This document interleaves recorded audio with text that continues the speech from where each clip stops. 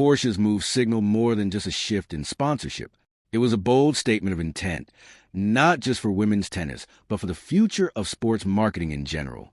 The tension that had been simmering for months between Mercedes-Benz and Porsche reached a boiling point when Porsche made its final decision to concentrate all of its efforts on Eala. By doing so, they were aligning themselves with a rising star. But more than that, they were redefining what it meant to be a sponsor in a sport that was increasingly becoming commercialized and commoditized. Porsche's decision to back Eala wasn't made lightly. It wasn't just about a young athlete with the potential to win titles. It was about positioning themselves as more than just a sponsor of the sport. Porsche was making an investment, not just in an individual player, but in an entire ecosystem. They were recognizing the shifting landscape of tennis sponsorship and ensuring that they stayed at the forefront, even as other massive corporations like Mercedes-Benz attempted to take control. This was Porsche's way of fighting back, and their strategic focus on Eala was a way of staking a claim on the future of the WTA. For Eala, this was a dream come true. To be the recipient of such an immense investment at the age of 20 was a testament to her potential, not just on the court but off it as well. Eala's presence in the sport would not only help elevate her own career, but would also push women's tennis into a new commercial frontier. The partnership with Porsche had the power to transform Eala into more than just a tennis player. She was now the face of an entire industry. However, this wasn't without its complications. The decision to invest so heavily in Eala by Porsche also highlighted the WTA's diminishing commercial value in the eyes of some of the world's biggest brands. While Mercedes-Benz had made its move with a massive global sponsorship deal, Porsche's focus on one individual was a clear signal that the broader tennis ecosystem was becoming increasingly fractured. This created tension within the WTA as officials realized that their relationship with the world's biggest sponsors, especially those in the automotive sector, was no longer as secure as it once was. The anger from the WTA leadership wasn't just about losing Porsche as a sponsor. It was about the implications of that loss. The WTA had been struggling to maintain its commercial value, and the unprecedented backing of a single athlete like Eala suggested that sponsors now viewed women's tennis differently. They were no longer willing to invest in the sport as a whole. Instead, they were looking for individual athletes who had the potential to create their own commercial empires. This marked the beginning of a new era in women's sports sponsorship, where brands weren't just investing in the sport, but were selecting athletes they believed could carry the weight of their commercial goals. Eala's rise was symbolic of this shift. At the same time, it was a reminder that sponsorship in women's sports, once defined by broad, sweeping investments, was now becoming increasingly individualized. This development raised questions about the future of sponsorship in women's tennis. Would the sport continue to be defined by these large, overarching corporate partnerships, or will we see more of a shift towards smaller, more personalized deals with individual athletes? As Eala's partnership with Porsche moved forward, it became clear that the latter was the direction the industry was heading. The next few years would be crucial for Eala. With Porsche's backing, Eala would have the resources and the platform to take her career to new heights. But she would also face the challenge of living up to the immense expectations that came with such a high-profile partnership. The pressure to deliver on the court would be intense, but Eala had the potential to rise to the occasion. If she could harness the momentum of her newfound partnership with Porsche and continue to develop as an athlete, she could become the face of women's tennis for the next generation.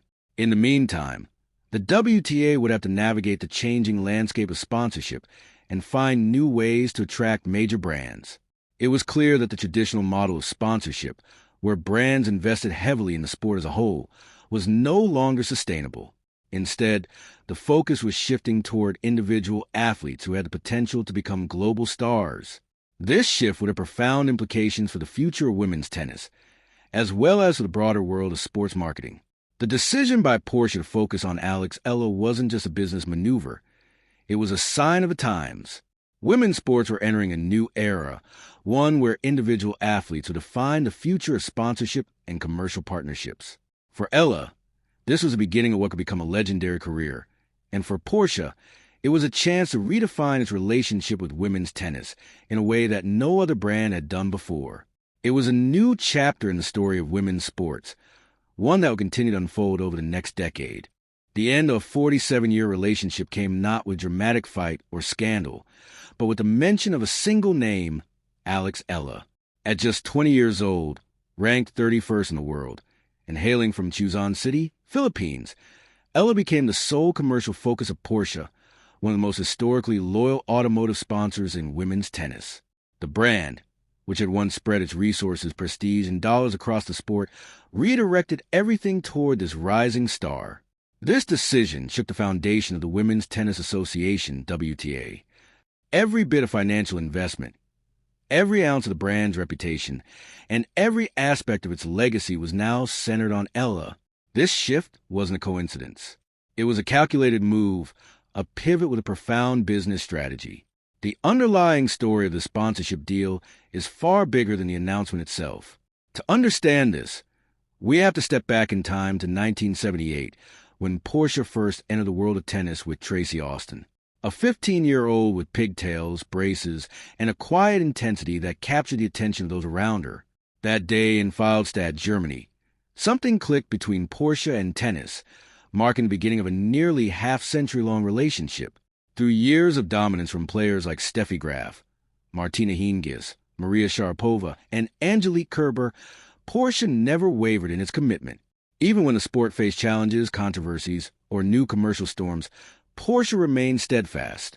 The Porsche Tennis Grand Prix in Stuttgart became Europe's oldest professional women's indoor tournament, and when the event moved to the Porsche Arena in 2006, the company literally put its name on the building. Over a decade, players voted Stuttgart as their favorite tournament, and in 2025, the arena saw its highest attendance since the pandemic. Porsche wasn't just a sponsor, it was an institution within the sport. They supported the Porsche talent team, donated money to children's charities, and established partnerships with major players like Emma Raducanu and Angelique Kerber. The relationship between Porsche and the sport felt personal, as if Porsche was an integral part of women's tennis. When players like Aryna Sabalenka publicly stated their desire to win the Porsche, it was a statement filled with sincerity, not just the words of a sponsored athlete. And then, in December 2025, everything changed. Part 2. Mercedes-Benz walked into the room and announced their commitment to women's tennis with the largest sponsorship deal in the history of women's professional sports. Starting January 1st, 2026, the WTA Tour would officially be driven by Mercedes-Benz, with global exclusivity and the brand's logo at every tournament. This was a direct challenge to Porsche's decades-long dominance in the sport. While Porsche was technically protected, as they still had their tournament in Stuttgart and existing automotive deals at some events, the broader identity of the WTA was now under Mercedes' control. The entire tour began to wear the three-point star of Mercedes-Benz, signaling a new era. Porsche, the brand that had been the most loyal sponsor in women's tennis for nearly 50 years, now found itself pushed into a corner. Although Porsche still held its ground in Stuttgart, the writing was on the wall. The WTA leadership confirmed that Mercedes-Benz deal included clauses to eventually buy out Porsche's secondary partnerships at WTA 250 and 500 level events. Though the exact timeline was unclear, what was certain, however, was the tension surrounding this massive shift. In response, Porsche made a strategic pivot. Rather than retreating, Porsche took an aggressive step forward. The company focused its energy and resources on one person, Eala. Despite the fact that Eala hadn't won a WTA title or broken into the top 20, she represented something much larger, a symbol of untapped potential. A week before Porsche's announcement, an industry analysis from Tennis 365 had predicted Eala's rise, highlighting her as the most attractive option for sponsors across all sports. Porsche had been monitoring Eala's progress for a while. They saw in her something rare, an athlete with the potential to become not just a tennis star, but a global brand. Porsche's commercial team reached out to her management with an offer that was, by all accounts, impeccably crafted. The proposal was designed to avoid any potential conflicts with Eala's existing sponsors, such as Nike or Globe Telecom, but it also clearly positioned Porsche in a completely different realm. The luxury automobile brand wasn't trying to compete with sports apparel or telecom companies. It was entering a domain of automotive prestige, European heritage, and high-performance engineering, perfectly aligning with Eala's image. Porsche offered Eala $200 million over the course of a decade, a sum that dwarfed anything they had ever invested in any other athlete. The deal included brand ambassador duties, a lifestyle collection, fragrance development, and an entire marketing campaign focused on Southeast Asia. It was without question the largest individual athlete investment in Porsche's history by an enormous margin. This wasn't just about promoting a player. It was about aligning Porsche with the future of women's tennis in a way that no other brand had ever done before. But when WTA officials learned of Porsche's decision, the reaction was one of fury. This wasn't just about losing Porsche as a sponsor. It was about what this deal implied for the future of women's tennis. Mercedes-Benz's massive commitment had already shaken the industry, but Porsche's pivot towards Eala was a direct statement about the value of the WTA. It wasn't just about a single athlete. It was about a new commercial reality where brands were no longer simply supporting the sport, but shaping its future.